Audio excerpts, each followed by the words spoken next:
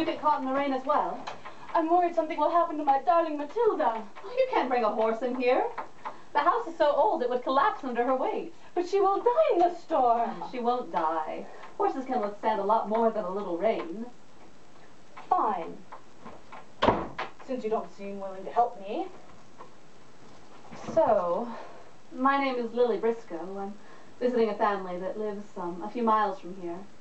By your accent, I'd guess you were French. I'm Ella Lynch, and no, I was born in Ireland. But at 15 I married and moved to France, and then when I was 19 I divorced and moved to Paraguay with the Emperor of Paraguay. Oh my, that sounds like a fascinating life. Oh, but I've heard of all the turmoil in Paraguay. Was it dangerous for you? It was very dangerous. My darling Franco risked everything to save me and my children from an invasion. It was horrible. And my son Pancho bled to death in my arms. I know this face doesn't look like one that has suffered, but it has. She wants me to give her sympathy. Surely any other woman in the world would do something, say something. But I am not a woman, but a peevish, ill-tempered, dried-up old maid.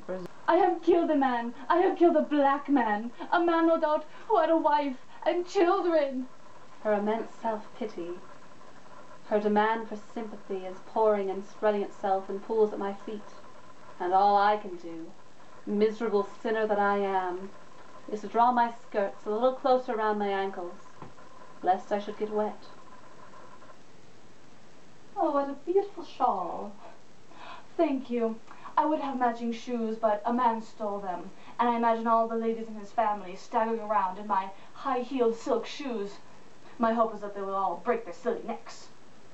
Well, we all must have something to hope for. All my hope is gone.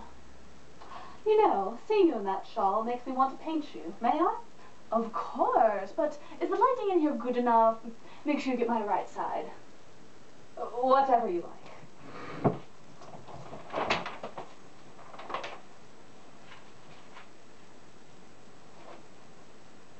My, it's been 10 years since I've had a live subject to paint.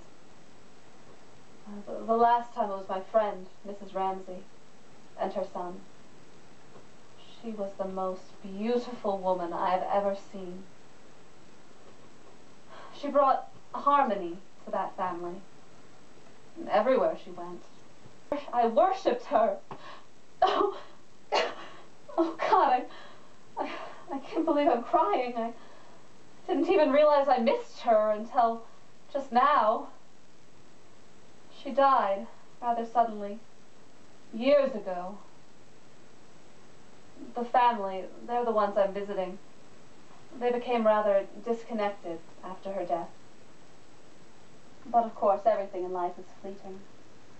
I was so in love with that family once. All those children, that peaceful, happy home. But nothing lasts. At least I can preserve a small part of it with my memory and my painting. Well, I'm sorry for your loss, but it hardly compares to watching your town being raped and pillaged. If life has taught me anything, it's that the heart is fickle. One moment you want to go away with a man from Paraguay, the next you want to take it all back. Matilda! Oh, you're all alone. She needs me. But wait, I haven't finished painting you yet!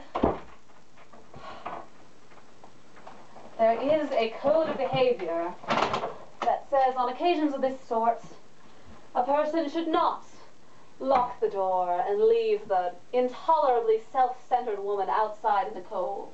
I can heal you!